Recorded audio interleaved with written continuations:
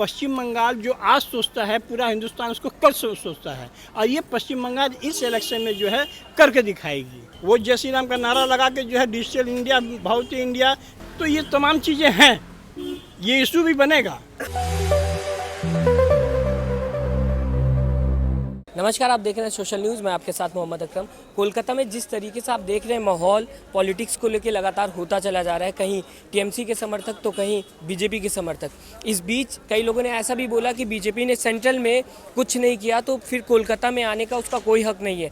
फिलहाल टीवी में जिस तरीके से हवा चल रही है, आप देख रहे हैं कि लगातार अमित शाह और नरेंद्र मोदी ममता बनर्जी पर निशाना साध रहे हैं। यहाँ के लोगों से बात करेंगे कि यहाँ की ज़मीनी हकीकत क्या है, यहाँ के लोग क्या मानते हैं। सर, सबसे पहले तो मैं आपका नाम जानना चाहूँगा। राजकुमार मिश्रा। सर, क्या लग रहा है यहाँ पे जिस हिसाब से सेंट्रल गवर्नमेंट, अगर बीजेपी की बात की जाए तो वो पूरे देश में है और ममता बनर्जी की सरकार यहीं पे है, लेकिन अमित शाह बोल रहे हैं कि हम 200 सीट पार करके ले जाएंगे। क्या लग रहा है यहाँ पे? नहीं, ये तो चुनावी एजेंडा है। वो लोग तो जिस तरीके से अपना काम को अंजाम देता है, जिस तरीके से बीजेपी का जो राष्ट्रीय स्तर पे जो काम है, झूठ बोलना, बेईमानी करना, इस तरीके का बात रहता है उन लोगों का। और दूसरी बात ये है कि बीजेपी हो चाहे ममता बनर्जी हो, दोनों ही पश्चिम बंगाल के लिए कुछ नहीं किए। आज ममता बनर्जी को भी 10 साल हो गया, बीजेपी भी आज सेंट्रल में जो है कई बार साल से है, 7 साल या 5 साल चल रहा है। इस दोनों टर्म्स को मिला के अगर देखिएगा कि पूरे हिंदुस्तान से लेते हुए पश्चिम बंगाल में आज जो है आबो हवा ख़राब हुई है। जो लोगों को मिलना चाहिए, जो आवाम को जो जिस तरीके से मिलना चाहिए, चाहे अम्फाम हो, चाहे वो आपका जीएसटी हो, नोटबंदी हो, जिस तरीके से यहाँ पे कोरोना महामारी में 14 करोड़ पूरे देश के अंदर में बेरोजगार हुए हैं, फिर लॉकडाउन लगने की बात हो रही है। फिर लॉकडाउन लगने की बात हो रही है।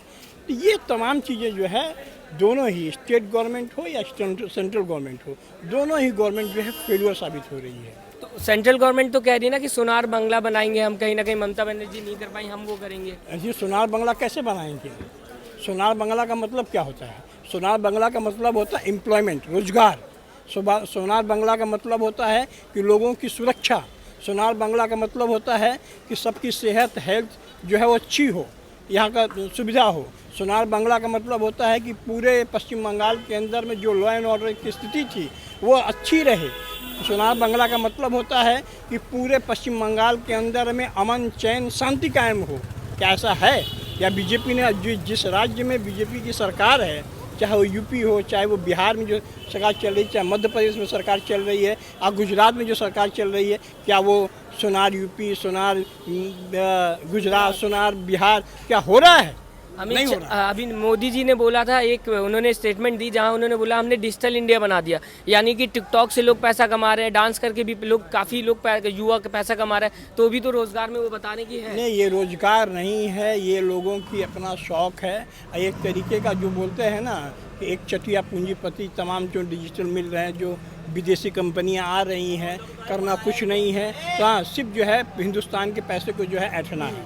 आज नौजवान वर्ग है चीज़ों को देख रहा है, मोबाइल से, सोशल मीडिया से जुड़ रहा है, लोगों से जुड़ रहे हैं। उसी में जो है कुछ लोग जो है उसमें जो है अपना उल्लू सीधा कर ले रहे हैं। लेकिन कुल मिला के बात ये है, पूरे हिंदुस्तान में ले लीजिए, चाहे ये बंगाल में ले लीजिए, नरेंद्र मोदी हो या ममता बनर्जी हो, दोनों ही अपने वादे पे खरी नहीं उतरे हैं। तो इंसान जाए तो जाएगा। आप बता रहे हैं कि दोनों पार्टी जो है कहीं ना कहीं काम नहीं कर रही, ऐसे में क्या? वैसे भी बोला जाता है कि मोदी जी आपको ये पश्चिम बंगाल की आवाम जो है बाशऊर आवाम है।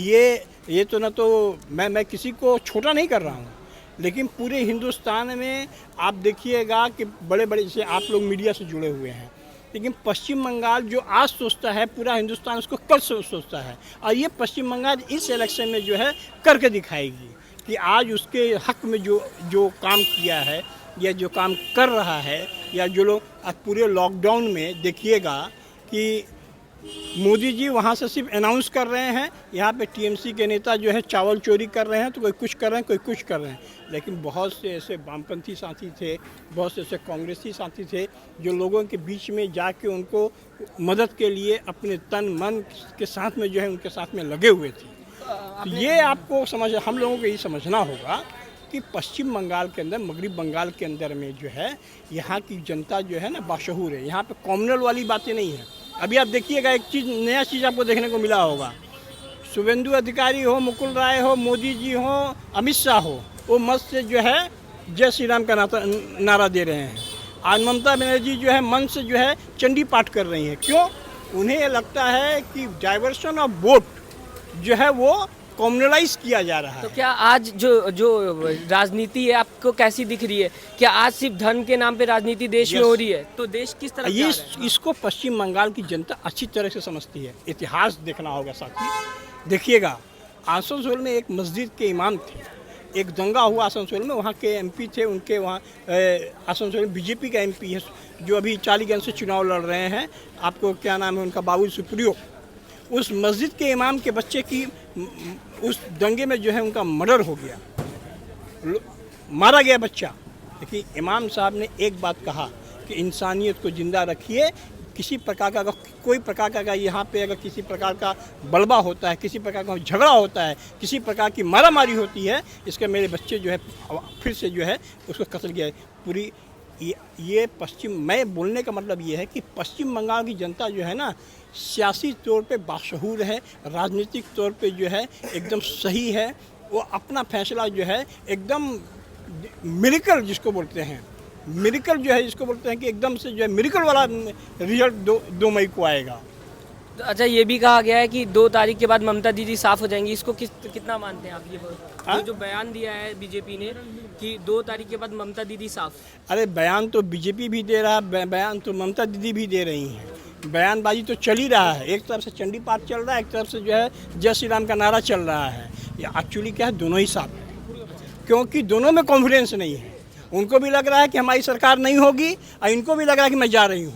तो आपको किसकी सरकार लग रही है इस बार आएगी? किसकी सरकार? सरकार जो है, जो संयुक्त मोर्चा की सरकार जो है इसमें आनी चाहिए, चाहे वो सपोर्ट से आए, चाहे आवाम के दिल से आए। आज देखिएगा पूरे पश्चिम बंगाल में, मैं किसी की बुराई नहीं कर रहा हूँ, ना किसी को मैं छोटा कर रहा हूँ।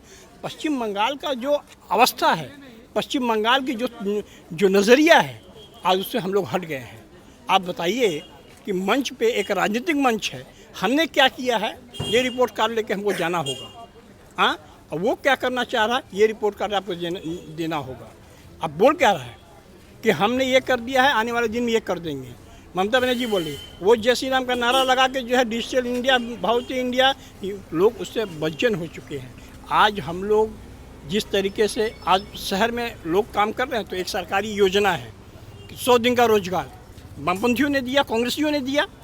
हाँ, उसको जो है हम लोग बोल रहे हैं 150 दिन कर देंगे, वामपंथी बोल रहे हैं 150 दिन कर देंगे, कांग्रेस बोला इसको 200 दिन तक करना होगा। लेकिन इस पे जो है दोनों चुप्पी साधे हुए हैं, कोई करने को तैयार नहीं है। एक ऐसा नियम, ऐसा संविधानिक रक्षा के लिए जो है, जमहूरियत की रक्षा के लिए जो है लोगों को आना होगा। अब पश्चिम बंगाल की जनता, आवाम जो है एकदम बाशऊर है, यहाँ की जनता जो चुपचाप रहती है। जो भी आप देख रहे हैं, ये आप लोग सोशल मीडिया से जुड़े हुए हैं, लोगों के पास में कुछ पहुँच रहा है। किसान आंदोलन दिल्ली में हो रहा है, अभी देखिए किसी टीवी, किसी अखबार में कोई नज़र ही नहीं आ रहा है। तो ये तमाम चीज़ें हैं, ये इशू भी बनेगा। हाँ, लेकिन देखिए चुनाव अभी चलेगा, 27 मार्च को पहला फेज का इलेक्शन है। उसी दिन समझ में आ जाएगा कि बहुमत किधर जा रहा है। चैनल को लाइक, शेयर एंड सब्सक्राइब करें और बेल आइकन दबाना ना भूलें।